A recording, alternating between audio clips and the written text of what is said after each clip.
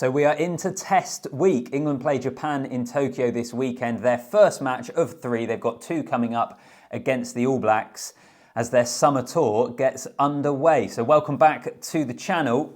And with it being test week, I am going to select my England 23, the team I would pick to take on Japan, bearing in mind that they've got the All Blacks to come over the next couple of weeks as well. A task which is never easy, a task which never gets unanimous approval. So the comments section is where you can have your say. What would be the 23 you would go with, and what are the positions in my team that you disagree with? No doubt there will be plenty of disagreement in there. So the comment section is where you can go for that. Also, whilst you're here, if you can like the video and if you can subscribe to the channel as well, then I'd massively appreciate it. But let's get into it. This is my 23. I always find it difficult doing these selections because on the one hand, you're thinking, what's Steve Borthwick going to do?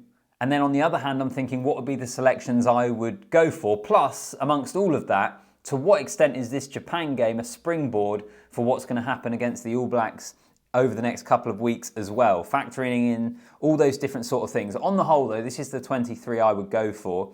And let's start off in the front row. So Bevan Rodd, Jamie George and Will Stewart.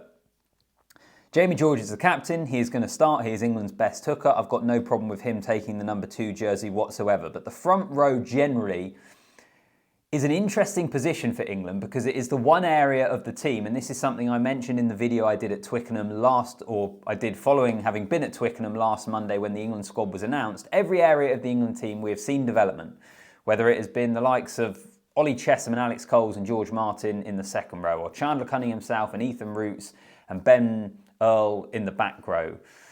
Alex Mitchell, Ben Spencer at 9. At 10, we're going to have possibly Finn Smith starting. The centres, we've seen Manu depart and Ollie Lawrence come in. The back 3 has seen loads of change as well. I think the front row is the biggest area of this England team, particularly the props that haven't seen that sort of development. So what does Steve Borthwick do here? It's the reason I've gone for Joe Marler and Dan Cole on the bench, because they still have a massive part to play in this tour. Whether people think that is right or wrong, they are still 2 of England's best props, and when you're coming up against some of the best teams in the world, they still have a major role to play. But I thought for the Japan game, rather than them starting, I think there is a good chance they start against the All Blacks, by the way. Certainly they will feature against New Zealand, so that's why I've got them on the bench. But I wanted some of the other players, Bevan Rodd, Will Stewart, give them an opportunity to start a test match and stake their claim, essentially. I really like Bevan Rodd from what I've seen of him. I feel like Will Stewart goes up and down in his form for England, but he's had a good season with Bath, so that's the reason that those are the players I've gone with in my front row. In the second row, Mauro, again, he starts. He's had a good season for Saracens. He's one of the leaders in this England team. And I've put George Martin alongside him. There's Charlie Ewels, there's Alex Coles, there's various different options there. I think it would have been Ollie Chesham if he wasn't missing through injury. But George Martin, in the 2 biggest games he's played for England, that Ireland game at Twickenham and the World Cup semi-final against South Africa, he's been immense. So it was quite a straightforward selection for me from that point of view. Into the back row, and this is a position and an area of the team that there is so much competition. There are so many good options. Chandler Cunningham South at 6th. Having come into the team, I think he's impressed. And for some of those big performances against Harlequins, he has been immense. I think this could be the tour for England where he really establishes himself as the go-to 6. That match away to Bordeaux for Quins, he just set the tone early on and was absolutely brilliant. Really good ball carrier, incredibly relaxed and chilled out guy if you ever listen to any of his interviews. But I want to see him in the back row. I want to see him given more game time in this England back row. And I think he looks like, at the moment, the obvious replacement for Courtney Lawes. I've gone for Sam Underhill at 7. Could have gone for Tom Curry. The reason I didn't is just because of the amount of game time Tom Curry has had. And I wonder whether at this moment in time, is it better him playing or is it better him having another week training? You could easily argue it's better that he plays. And that's why I've gone for him actually on the bench.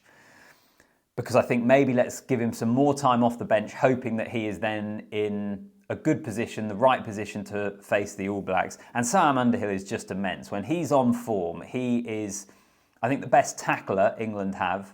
His tackle technique is absolutely exceptional. He was the best player on the pitch, in my opinion, in the Premiership final, even though Bath lost it. So I'm more than comfortable having him at 7. But as I say, there are a lot of good options in this back row for England. And it's Ben Earl at 8. He has established himself as the first choice. He's one of the first names on the team sheet, given the year he has had from the World Cup to the Six Nations. Easy decision. That is probably one of the few areas of the team that I can imagine there's not going to be much disagreement. As good as Alex Donbrant has been, for example, it's Ben Earl. And I feel bad for Donbrant. He misses out on the team overall, but I wanted to go... Originally, I went 6-2 on the bench, but then when I was looking at the backs and I had a scrum half replacement and then Marcus Smith to kind of cover fullback and fly half, I just felt like if I got an injury in my centres, it was going to be an issue. So that's why I ended up going for 5-3, but I don't necessarily think that England are going to do that. But let's get into the back line. Scrum half. This is a really intriguing position for me, because I think Alex Mitchell will start, but I haven't put him in my 23 here. And the reason for that is it's almost a dress rehearsal for Ben Spencer and Harry Randall of which one of you are going to be the backup. I've gone with Harry Randall starting because of the zip and intensity that he will inject into the game against a team like Japan. Also because he's been in camp longer. Ben Spencer obviously with Bath in that Premiership final. You could flip either of those guys round. I mean, Ben Spencer has been sensational for Bath. This isn't a reflection on him whatsoever. He could start for England in the first test against the All Blacks, and I wouldn't complain about that. He's been excellent. I actually think England have 3 pretty good options at 9, but I do expect Mitchell, it's been his jersey to be the starter. So out of Randall and Spencer, who's able to get themselves the bench spot for the All Blacks test is my thought process when I'm naming this team. I've gone for Finn Smith at 10. I got a bit of criticism on the video I did reacting to the England squad about not giving Marcus Smith the respect he deserves. I think Marcus Smith is an excellent player. I just feel like Finn Smith is going to be the 10 that starts against the All Blacks. And I think if that is the case, then you start him against Japan as well, because he doesn't have a lot of experience and you need to give him game time and need to give him the keys to the attack and see how he is able to run it. And also off the back of that, bearing in mind that I think Finn Smith probably will start against New Zealand. I think he deserves to start as well, by the way. I think Marcus Smith is brilliant as well. I think they're 2 great options. I'm just edging towards Finn Smith. I've also given loads of Northampton players an opportunity in this backline, which is something that Steve Borthwick has spoken about. But I've gone Finn Smith at fly half. Let's talk about those Northampton players then. So I've gone Fraser Dingwall, Tommy Freeman, 12-13. Freeman most likely is going to play on the wing for England, but I wanted to give Ollie Slightholme an opportunity because I wanted to reward his form in the Premiership. He has been sensational for Northampton. And I feel like this could be the only chance on this tour for him to start, because I do think Borthwick is going to go with Faye, Waboso and Freeman as his wingers. But I wanted to give Slightholme an opportunity. So that's why Freeman pushed into 13, where we have seen him play a fair bit for Northampton. Slightholme and Faye were both on the wings. They are the 2 form wingers in the Premiership. They are bags of pace. They're dynamic. They are athletic. I actually think that's a really exciting England backline. One of the exciting things about this England team is the athleticism and the pace that it has in it compared to maybe England teams over the last couple of years. And then Dingwall at 12. 12 is a problem area for England, as it often has been. I think Ollie Lawrence most likely starts the test matches.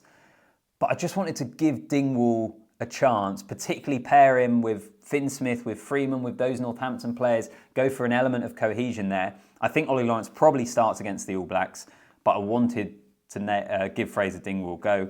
And then at 15, I really want to see Joe Carpenter be given an opportunity. I'm just not sure if he's going to get it or not.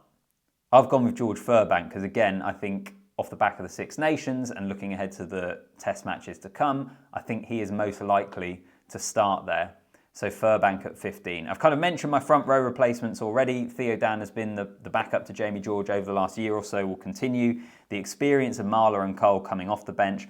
Alex Coles, who's had a really good season in the second row. And then Tom Curry, as I say, as the back row replacement. I wanted to try and get Alex Donbrant in there. I just couldn't. Ben Spencer at 9. Marcus Smith covers 10 and 15. And then Henry Slade just gives you a bit more cover to the centres.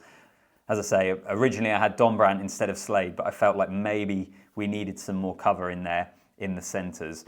Could certainly be swayed on some of those positions, but what do you make of it? And what would your team be for the match against Japan? We are into international season once again. Really looking forward to seeing what England look like. They were great at the end of the Six Nations. That win against Ireland was sensational. Their performance against France was excellent as well, and they might rue it a little bit and feel they should have come away with the victory against the French.